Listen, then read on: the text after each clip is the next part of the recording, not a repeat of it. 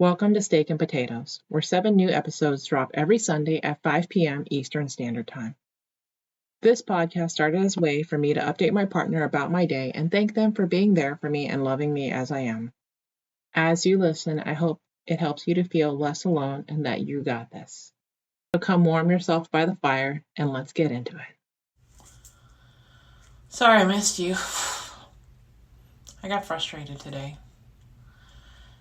My dad had surgery and he came home and he was hungry, so I went to go make him some food. I gave him some, but it wasn't enough, so I went to go make some food.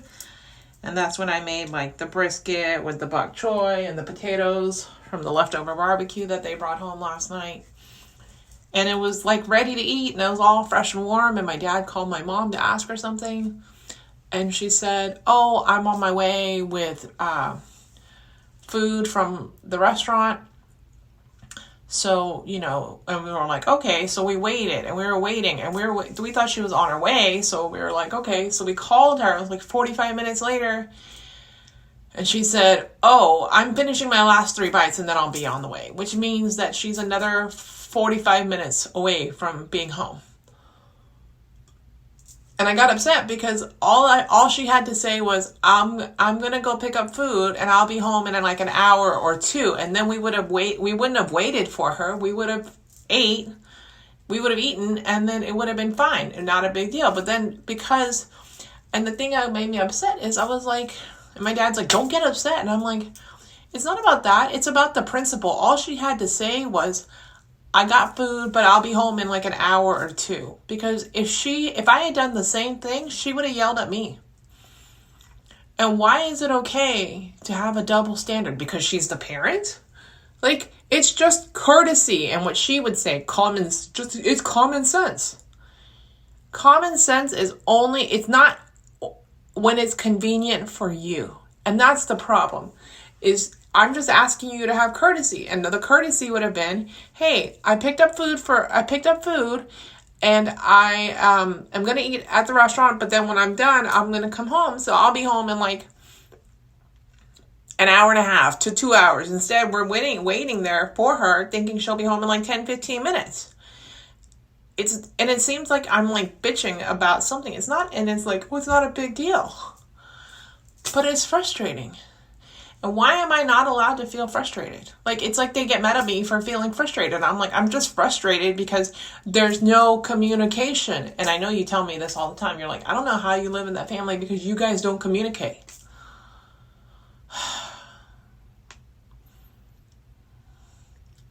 And like, Bigfoot's upset with me because I used the body scrub that was in the shower that's been in there for months, I might add, and no one's touched it. So I was like, is that mine? I couldn't remember because it's been in there for so long. So now I have to go buy a new one to replace it. And it's just like, and I know it seems so small and so little, but it's annoying. And then my dad tried to tell me that it's like, you're not grateful enough. And I was like, how much more grateful do I need to be? I told him, he asked me, he's like, "Hey, do you need any help right now? Or is there anything I can help you with?" And I was like, no, because, as I told him, I was like, I have a place to live. And even though there may not be groceries, what other people would consider groceries, because I learned how to cook for my own, I make my own food, with whatever's in the fridge. If it's leftovers or vegetables or fruit or whatever, I make food out of it. And I was like, and if I need a car, then, I'm able to get a car. Have access to a car, so it's not that big of a deal. So I don't really have anything that's pressing right now. And then it just was like, you're not grateful enough. And I'm just like, all I ask for is communication. That's all I was asking for. Was, if you're not going to be home for an hour to two, then just let me know so I can plan accordingly. That's all. I don't think that's too much to ask. Maybe it is. I don't know. But that's like how this family sometimes makes me feel, is that like maybe the things that I'm asking for are too much. And that I need to be even more patient because I need to be more like God, like Christ would be patient. And I tried to tell him about I decided that I had to have boundaries and respect for myself. And having boundaries and respect for myself means I no longer go where I'm not wanted, which means if my mom needs help and she doesn't want my help, I'm not going to help her. That's it. Like I had to help her with her passport application this morning. And she called me last minute and my dad goes, well, you should have helped her before. And I said, look, I know my mom's social security number by heart, by the way. And I was calling her to confirm that it was the correct social security number and not just random numbers floating through my head. And if I had called her before trying to fill out this passport application and asked her for her social security number, she would have flipped her shit. Why are you asking me? What do you need to know that information for? Da-da-da-da. And I'm like, I'm trying to help you fill out your stupid passport application, which I told you to do last night instead of calling me this morning last minute to do it. Okay. Rant over. I'm so sorry. But you said not to be sorry because you said to just let it out and tell you. And you do. You give me that place to tell you about the things that are going on in my life because it's not always sunshine and rainbows. It's not always singing. Although I did sing to you this morning. So, yeah, that's it for now. TTFN, ta-ta for now. Sorry, I missed you. I guess I'll just tell you about my day.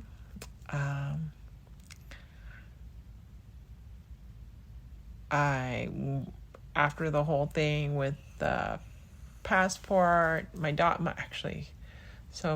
had cataract surgery today in one of his eyes, and afterwards, my dad is so stubborn. First of all, he was going to drive himself to the cataract surgery so then he could go to work after. So we had to make my mom, well, actually we didn't make her. She volunteered to go because she was going to ask the doctor questions. So she went, then the doctor said he can't drive for 24 hours. So that's good. So he kind of stayed at home today. Ate lunch, whatever. Got all the passport documents together. And I went to, where did I go today?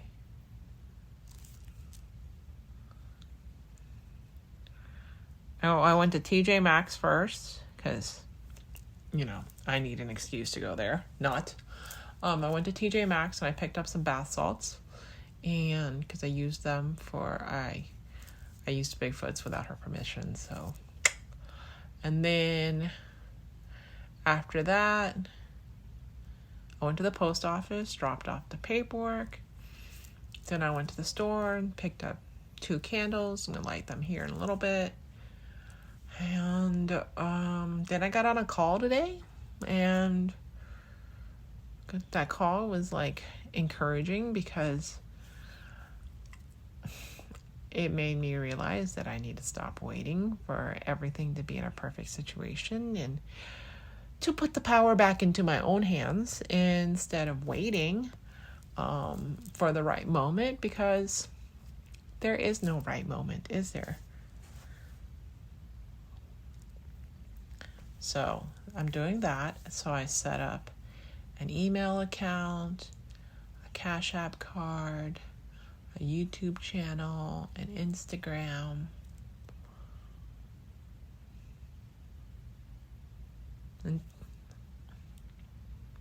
And then what else did I do?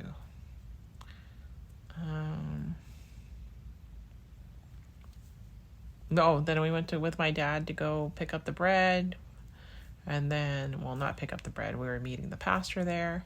It was so funny because my dad was saying, the name of the church. And he was like, sobre la. He said, what did he say? Sobre la. It sounded like he said crazy.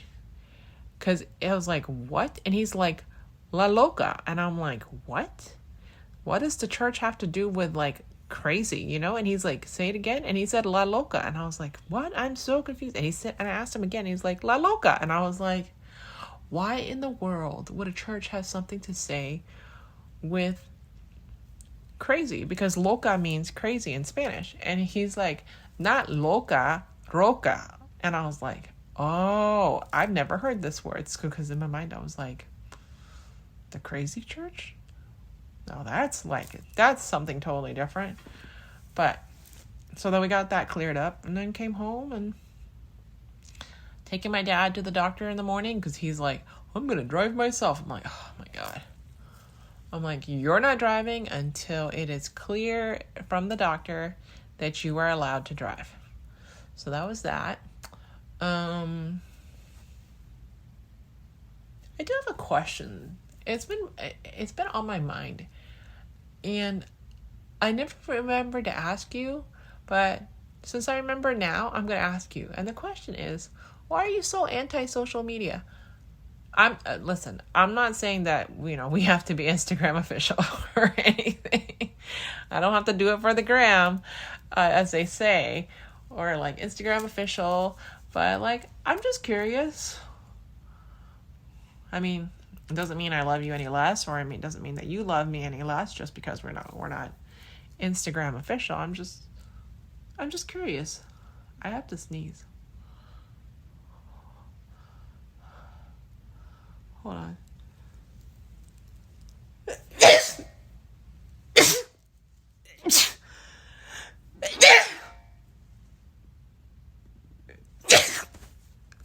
Ow. That hurt.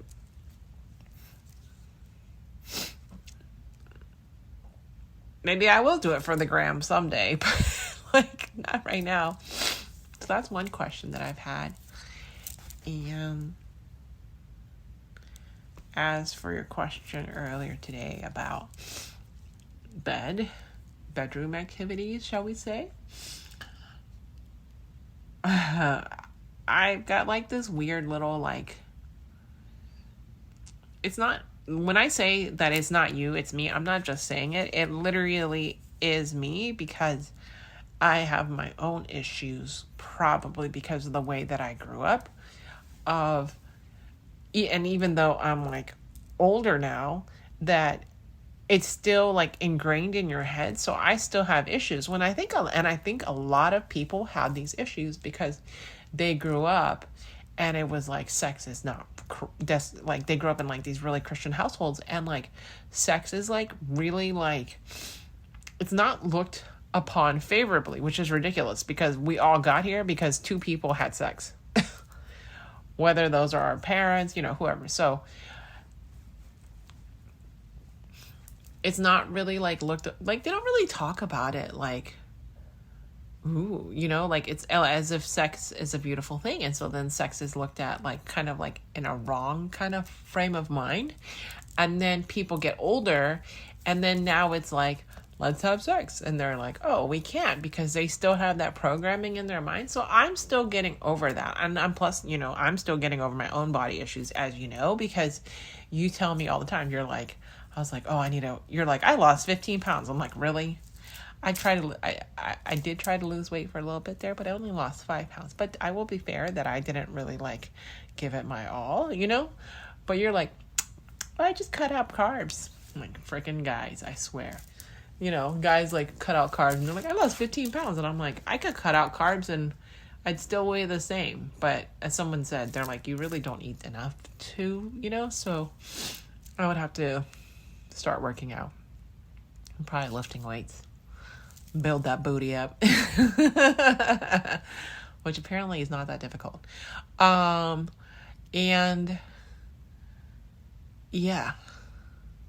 But like, you're like, I saw a flawless body. And I'm like, well, I'm glad you saw a flawless body. I'm still working on loving the body in the mirror. And I do like it more than I used to before. And I do appreciate the things that my body does for me and the way that it's shaped. And like, I'm glad that I don't have turkey legs and I don't have chicken legs. I have like somewhere in between legs, and apparently, just little things, but these are things that I don't see for myself. So I'm still working on those. And I actually think it is so adorable and lovable that you want to improve things in the bedroom and not just get yours, because that's the kind of experiences that I've had before. And so I just appreciate that about you so much, because you want to get better. You want for me to have as good an experience as you do. And I don't know if there's many people out there that would do that, or not in my experience. So that's all I want to tell you. Oh, and after I hang up, I'm going to send you Reiki. I know you're sleeping right now, and hopefully, because I've never sent you Reiki in your sleep, hopefully it will work so that you wake up in the morning feeling a lot better. And if not, well, we tried. So anyways, I just want you to know that as ever and as always, that I am so glad that you exist. And I am proud of you, and I love you. I am so glad you exist. I am proud of you, and I love you. And I hope we never ever forget that we are perfect. We always have been, and we always will be. Period. I love you.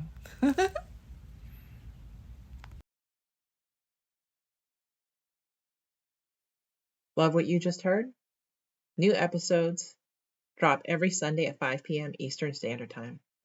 I hope this episode of Steak and Potatoes helped you to feel needed and gave you the courage to do something out of the ordinary. Share it with your friends or send me an email to steakandpotatoes@gmail.com. And to my little potatoes, don't forget to follow this podcast and come join my Steak and Potatoes community on Instagram. I'll see you next time.